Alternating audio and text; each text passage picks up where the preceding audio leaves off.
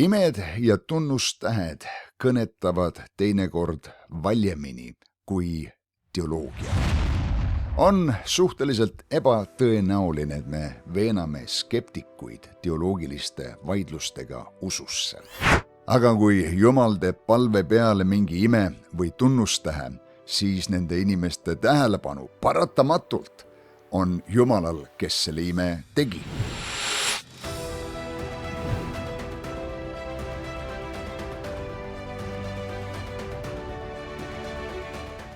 Tervist sõbrad, minu nimi on Janno Peensalu, see on Karjase kohvi saade ja siin me räägime praktilisest kristlusest. Mõned nädalad tagasi ma olin meie koguduse piiblitunnis, mitte teades, millest ma peaksin kõnelema. Mul ei olnud seda selgust kuni selle hetkeni, me istusime kõik laua ümber, tegime alguspalve ja alles palve ajal Jumal istutas minu südamesse selle teema, mida ma pidin adresseerima. Ja selle teema keskel see mõte tugevasti tuli esile, et me peaksime hakkama paluma rohkem Jumala käest imesid, tunnustähti ja terveks saamisi. Muuseas, Vana Testamendi prohvet Joel kirjutas circa 708 aastat ennem nelipühipäeva, et viimsel päevil sünnib ja Peetrus tsiteerib seda nelipühipäeval oma jutluses. Ütleb Jumal, et ma valan oma vaimu kõige liha peale ja teie pojad ja tütred hakkavad ennustama ehk teisisõnu prohvetlikult kõnelema, teie noored mehed näevad nägemusi, teie vanemad uinuvad unenägusid nähes ja neil päevil ma valan oma vaimu oma sulaste ja ümardajate peale ja nemad ennustavad, kõnelevad prohvetlikult, kõnelevad Jumala mõtteid, Jumala sõnu. Ja ma annan näha imesid ülal taevas ja tunnustähti all maa peal. Nüüd Peetrus oma jutlusega kinnitab, et see, mida prohvet Joel oli aastasadu ette öelnud, on nüüd käima läinud ehk teisisõnu, need on need lõpuajad, millest Joel rääkis ja Jumal on alustanud oma vaimu väljavalamist ja püha vaim sai valatud välja nelipühipäeval ja me teame, et kui need inimesed, kes kuulsid Peetruse jutlust, ütlesid, et mida me tegema peame, siis Peetrus ütles, et parandage meelt, laske ennast ristida ja saate vaimu anni. Ta ütles, teie ja teie laste päralt on see tõotus, mis tähendab seda, et mitte ainult ühe põlvkonna jaoks ei olnud mõeldud see imeline vaimu väljavalamine, vaid Jumal on valmis oma vaimu välja valama igas põlvkonnas näljaste inimeste peale, kes igatsevad enamat, kes igatsevad Jumala elu, Jumala väge, näha tunnustähti ja imesid. Ja kuigi osa nendest imedest ja tunnustähtedest on seotud eskatoloogiliste ja apokalüptiliste sündmustega, mis viitavad maailma lõpuaegadele, tuld ja verd ja suitsusambaid ja nii edasi, siis püha vaimu väljavalamisega hakkasid selgelt imed toimuma inimeste eludes. Muuseas, Jeesus ei teinud imesid ennem, kuni püha vaim tuli tema peale Johannese ristimist. Piibel ütleb, taevad avanesid, vaim langes tema peale ihulikul kujul. Esimene asi, kuhu vaim teda juhatas, oli kõrbesse, kus ta läks läbi kõrbekiusatusest. Ja Piibel ütleb, kui ta oli selle 40 päeva testimist üle elanud, tuli ta kõrbest tagasi vaimu väes ja hakkas kuulutama evangeeliumi ja ühtäkki need inimesed, kes olid temaga ennistki olnud koguduse kojas koos, ütlesid, et kust sellele on tulnud see vägi ja meelevald? Ja imed ja tunnustähed hakkasid sündima. Ühtäkki inimesed hakkasid kutsuma haigeid kohale, sest Jeesus tervendas neid, Jumala vägi voolas nende heaks. Me vajame püha vaimu väge, et elada seda kristlikku elu, olla Kristuse tunnistajad Üks asjadest, mis tunnistab Kristusest ja sellest, et Jumal elab, on ka tunnustähed. Me loeme siit Apostlite tegude raamatu 2. peatükist ja salm 22, et Jumal andis tunnistuse Jeesusest Kristusest väe ja imede ja tunnustähtedega, mida Jumal tegi tema läbi. Ja Peetrus ütleb seda sellele rahvale teie seas. Ja samas peatükis salmis 43 loeme me seda, et palju imesid ja tunnustähti sündis apostlite läbi. Nii et seesama võitmine, mis oli Jeesuse Kristuse peal, voolas apostlite läbi, voolas tema jüngrite läbi. Nagu Jeesus oli öelnud, et usklikud panevad haigete peale käed, need saavad terveks, nad ajavad välja kurjad vaimud minu nimel, kui nad mõnda surmajooki joovad, ei tee see neile mitte kahju. Nii et Jumal jätkuvalt andis tunnistust endast läbi imede ja tunnustähtede, mis sündisid apostlite käte läbi. Ja mõningad imed, mis sündisid nende teenistuse läbi, on siin Apostlite tegude raamatus kirjas. Üks nendest on halvatu mees, kes polnud kunagi kõndinud ja sellest on juttu Apostlite tegude 3. peatükis 8. salmis, et Johannes ja Peetrus läksid pühakotta palvusele. Seal oli üks mees, kes ema ihust alates oli halvatu, toodi sinna, pandi sinna almuseid paluma ja Peetrus, Johannes vaatasid temale otsa, tema vaatas neile otsa, oodates, et äkki ta midagi nendelt saab.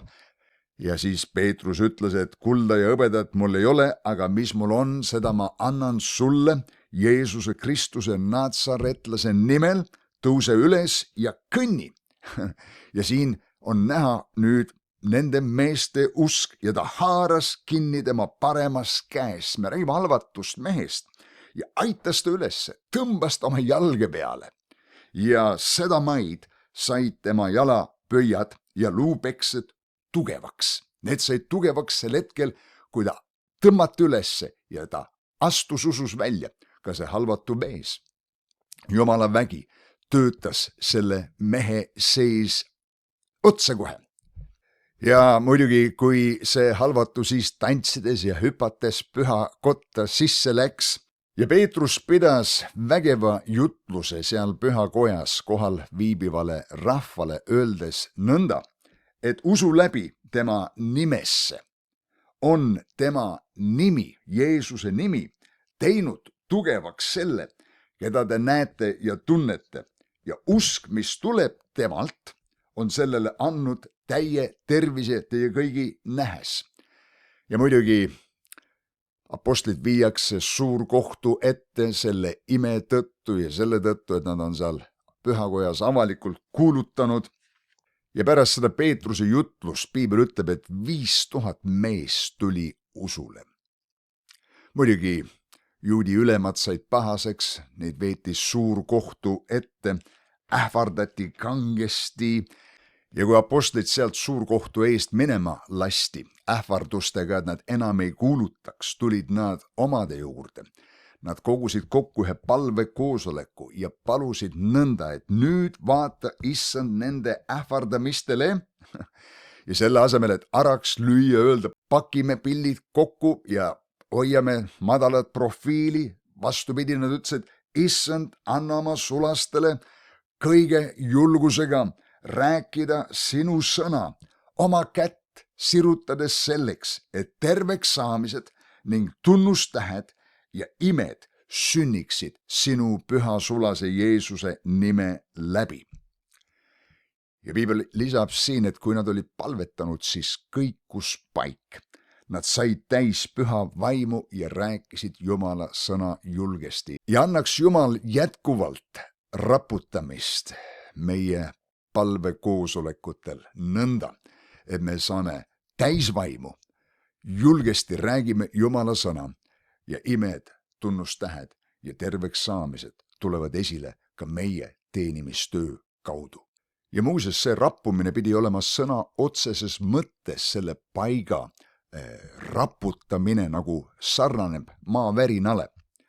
Ja see ei jäänud mitte viimaseks, sellepärast et ka Philippi vanglas Paulus ja Siilas palvetasid kesköösel ja laulsid Jumalale kiitust ja piibel ütleb, et vangihoonet raputati nõnda, et kõik uksed läksid lahti ja kõikide köidikud läksid vabaks.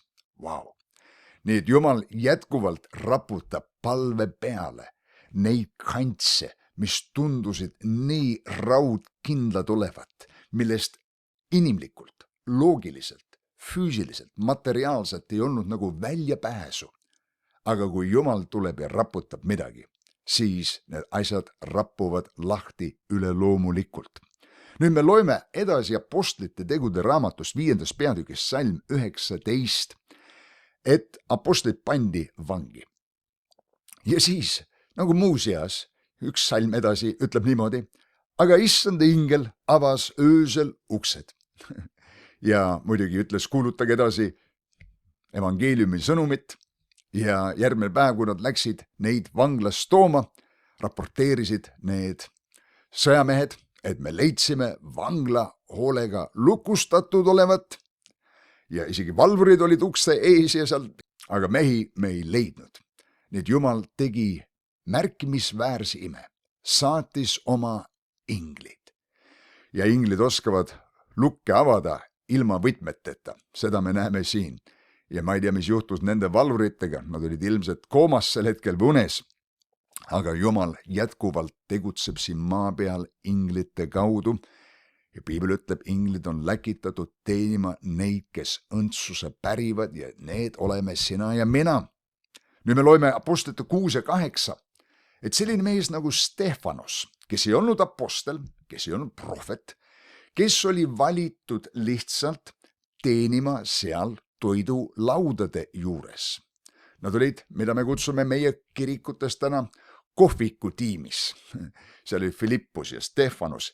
Ja piibel ütleb, need olid mehed ka samamoodi, täis usku, täis Jumala väge. Ja Stefanose kohta öeldakse meile, peatükk 6 ja salmis 8, et oli täis armu, ütleb siin eestiline piibel. Kreeka keeles on sõna pistis, mis räägib tegelikult usust. Seda ei saa tõlkida armuna, vaid usuna. Ta oli täis usku ja väge. Tegi imetegusid ja suuri tunnustähti rahva seas, nii et kui keegi ütleb, imed ja tunnustähed lõppesid apostlitega või see oli ainult piiratud apostlitega, et Jumal andis neid eriliselt nendele meestele, kes kandsid seda tiitlit, oli kutsutud sellesse ametisse, siis vastus on, et see ei olnud nii. Stefanus tegi samamoodi suuri tunnustähti ja imetegusid rahva seas. Ja muuseas ka Philippus oli üks nendest 7, lihtsalt diakon, teenija, seal toidulaudade juures teenimas, aga kui tagakius tuli Jeruusalemma ja kõik usklikud hajutati ja Philippus leidis ennast Samaariast, me loeme sellest 8. peatükist Apostlite tegude raamatust, siis piibel ütleb, et kuulutas neile seal Samaarias Kristust ja paljude sees, kelledel olid rüvedad vaimud, läksid need välja suure häälega kisendades ja palju halvatuid ja jalutuid sai terveks ja suur rõõm oli selles linnas. Ja nõnda vägevad teod sündisid lihtsa mehe Philippuse läbi, et isegi nõid Siimon, kes ilmselgelt opereeris teemonlike jõudude läbi, nägi, et Philippusel oli midagi suuremat kui tema jõud ja väed, mida ta kasutas, et ta pakkus lõpuks apostlitele raha, kes hiljem sinna jõudsid, et selle eest saada püha vaimu väge, mõistes, et need mehed toimisid ja opereerisid Jumala väe läbi, need imed ei sündinud neist enestest. Ja muidugi, kui Philippus lõpetab siin kuulutamise, Jumala vaim juhatab teda kõrbeteele, ta juhatab seal Etioopia koja ülema Jeesuse tundmise juurde ja kui Etioopia koja ülem on ristitud, Jumala vaim lihtsalt võtab Philippuse ja viib ta Astodisse 35 kilomeetrit eemal. Ta ei läinud tõuksiga. Jumal viis ta üleloomulikult järgmisse paika. ütle, mis sa tahad, see on üks vägevatest imedest. Ja siis me näeme Peetrust, kes tuleb sellisesse linna nagu Lüüda ja teeb seal terveks Ainiase. Ainias nimi, 8 aastat olnud voodis maas ja halvatud ja Peetrus ütles talle, Ainias, Jeesus Kristus teeb su terveks. Tõuse üles ja sea oma ase korda. Ja sedamaid ta tõusis üles ja teda nägid kõik, kes elasid Lüüdas ja Saaronis ja need pöördusid issanda poole. Teisisõnu, see ime mõjutas kogu seda piirkonda. Aga seal Lüüda lähedal oli linn nimega Jope ja seal oli üks naisjünger nimega Tabita, kes suri. Ja ta oli juba mõnda aega surnud, nii et nad pesid surnukeha puhtaks ja siis kutsusid Peetruse, kuuldes, et ta on sealsamas lähedal. Ja järgmine päev Peetrus jõuab sinna kohale ja see, mida Peetrus teeb, aga Peetrus ajas sealt ruumist välja kõik, heitis põlvili ja palus Jumalat. Ta palus Jumalalt tarkust, instruktsioone, mida Jumal sina tahad, et ma teen ja sõbrad, see on see, mida me peame rohkem tegema. Küsima Jumala käest, mida Jumal tahab, et meie teeksime, mitte palves proovime öelda Jumalale, mida tal tuleb ära teha. Edu elus tuleb mitte sellest, mida sa Jumalale ütled, aga mida sa kuuled, et Jumal ütleb sulle. Ja ta pöördus surnu poole ja ütles, Tabita, tõuse üles. Siis avas see oma silmad ja kui ta Peetrust nägi, tõusis ta istukile. Aga Peetrus andis temale käe ja tõstis ta püsti. Nüüd Peetrus oli ütelnud talle, tõuse üles, tõuse püsti. Ja naine tõusis istukile. Nii et imed sünnivad ka meie osalusega, selle midagi, mida meie peame tegema. Nii et Peetrus astus sinna juurde ja aitas ta lõpuks päris püsti. Siis ta kutsus sisse pühad ja lesed ja esitas teda neile elavana. Jällegi, Jumal tegi ühe märkimisväärse ime. Usu mind, kui keegi tõuseb surnust üles, kes on mitu päeva juba olnud surnud, nagu siin see case oli, siis juhtub täpselt samamoodi see, mis siin juhtus, aga see sai teatavaks kogu Jopes ja see oli märkimisväärselt suur linn. Ja paljud uskusid issandasse. Jumal näitas ennast mitme tõestusmärgiga elavana. Ja sõbrad, Jumal teeb seda tänapäev ja seesama vaimuvägi on sinu ja minu üle. Ja läbi aastatuhandete, 4 pühipäevast siiani, on olnud võimsaid püha vaimu väljavalamisi. Üks nendest teatavasti toimus Azusa tänaval Californias Los Angeloses. Ja seal toimusid võrratud imed. Ja ilmselt vähesed nendest sai dokumenteeritud, aga mõned nendest olid näiteks kui üks mees, kes oli Azusa tänava ärkamises nimega Bill Brown. Mees, kes tundis, et tal oli eriline ainult palvetada silmaprobleemide eest, palvetas üle 50 pimeda inimese ees, kes hakkasid kõik nägema.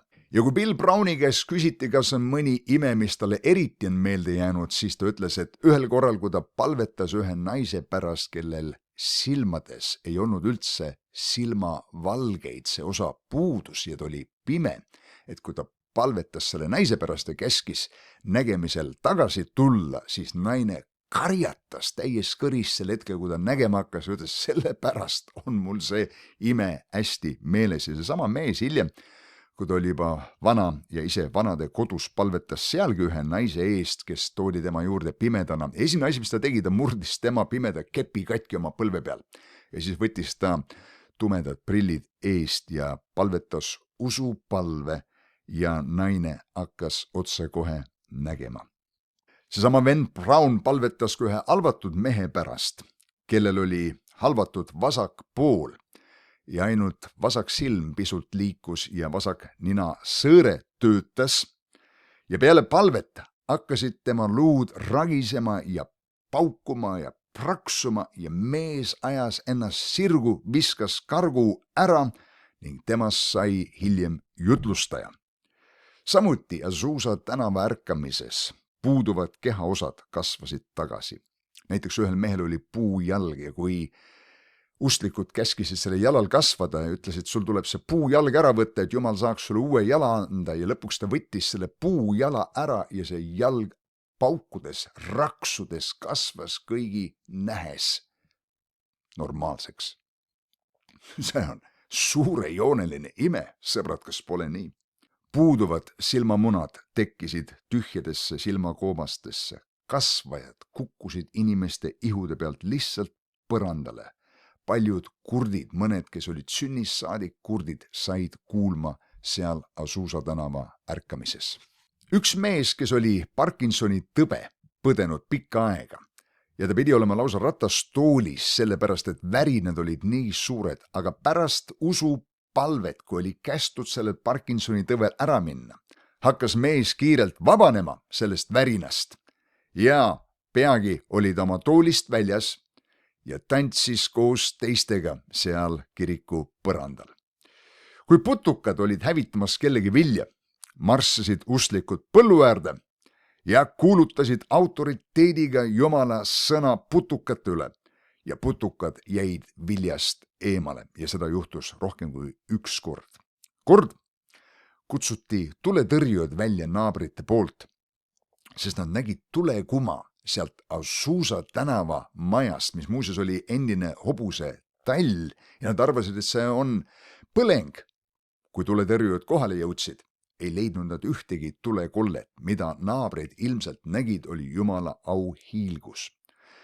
24 inimest said terveks Downi sündroomist Azusa tänava ärkamise ajal. Ühel naisel oli pea küljes 15 sentimeetri läbimõõduga tuumor, kui inimesed talle käed peale panid ja muuseas Jumal liikus seal paljude erinevate inimeste kaudu, mitte ainult William Seymour, kes oli selle ärkamise nii-öelda initsiaator või kelle läbi see hakkas juhtuma, ei olnud ainuke, kelle läbi imed sündisid. Need sündisid paljude inimeste läbi seal ja pärast palvet selle naise eest hakkas tuumor kokku kuivama silmaga nähtavalt. Ühel grupil inimestel oli reumaatiline artriit. Peale palvet nende eest, nende luud hakkasid raksuma ja nende käed ja jalad läksid tagasi sirgeks. Hämmastav, kas pole nii? Oli üks tunnistus mehest, kelle nägu sarnanes elevandi omaga. Tema alumine näopool rippus allapoole rindkere piiri. Peale palvet hakkasid muutused juhtuma tema näos otse kohe. Hiljem oli see haruldaselt kena väljanägemisega mees. See on, kuidas Jumala asju teeb. Ja Jumala väge võis tunda isegi väljaspool hoonet. Inimesed, kes tulid sinna hoone ligidale, langesid teinekord põlvili juba hoone lähedale jõudes. Paljud inimesed said ristitud püha vaimuga, hakkasid rääkima muidugi võõrastes keeltes ja teinekord ka selles maailmas tuntud keeli, mida nad küll ei olnud kuskil õppinud, nagu näiteks jaapani keel või hiina keel ja mitmetel juhtudel need samad inimesed hiljem läksid nendesse rahvustesse missionärideks. Nii et Jumal näitas ennast elavana, valades välja oma vaimu väge ja tehes tunnustähti ja imesid seal Azusa tänava ärkamises ja muidugi mitmekümned uskonnad tekkisid sellest ärkamisest. Ja hinnatakse, et on 600 000 kuni 1 miljard inimest maailmas täna, kellede karismaatiline mõju on tulnud sealt Azusa tänava ärkamisest. Ja mida ma tahan öelda sellega, on see, et see sama Jumal, kes ei valinud mitte suurt katedraali, võimast kirikuhoonet kuskil või ilusat konverentsisaali, et esile tuua ühte tervet maailma puudutanud ärkamist, vaid valis ühe tagasihoidliku tolmuse, kunagi põlengust läbi läinud hoone hobuse talli ja valis ühe mehe, William Seymouri, kes oli mustanahaline ja põlatud mitmeski ringkonnas. Ja ometi on Azusa tänava ärkamine läinud ajalukku kui üks märkimisväärsemaid Jumala vaimu liikumisi kaasaegsel ajal. Ja sõbrad, ma tahan meelde tuletada Peetruse sõnu seal nelipühipäeva jutluses, mida ta ütles, sest teie ja teie laste päralt on see tõotus ja kõikide päralt, kes on kaugel, keda iganes issand meie Jumal kutsub enese juurde. Ja kui meie tuleme tema ligi, ütleb Jakobus, tuleb tema meie ligi. Ja muuseas, tuline palve oli üks iseloomustavaid faktoreid Asusa tänava ärkamises. Ja kui me otsime issanda palet täna, piibel ütleb, et ta mitte ainult ei külasta meid isiklikult, aga tervendab ja parandab terve meie maa. Ja minu julgustus teile, sõbrad, on, et me paluksime rohkem. Usuksime Jumala käest rohkem imesid ja tunnustähti ja terveks saamisi. Sest mina usun, et Jumal tahab jätkuvalt tõendada maailmale, et tema on Jumal. Ja et Jumal jätkuvalt tegutseb tavaliste usklike inimeste läbi oma vaimu kaudu siin maa peal, et mitme tunnusmärgiga näidata, et tema on elav ja kõikväeline Jumal. Sõbrad, ma tänan teid, kes te vaatate püsivalt Karjase Kohvi saateid või sattusite alles hiljuti neid saateid jälgima. Suur tänu kõigile, kes on kanalit tellinud, kes on seda jaganud oma sõprade ja tuttavatega ja eriline südamest tänu neile, kes on seda kanalit toetanud.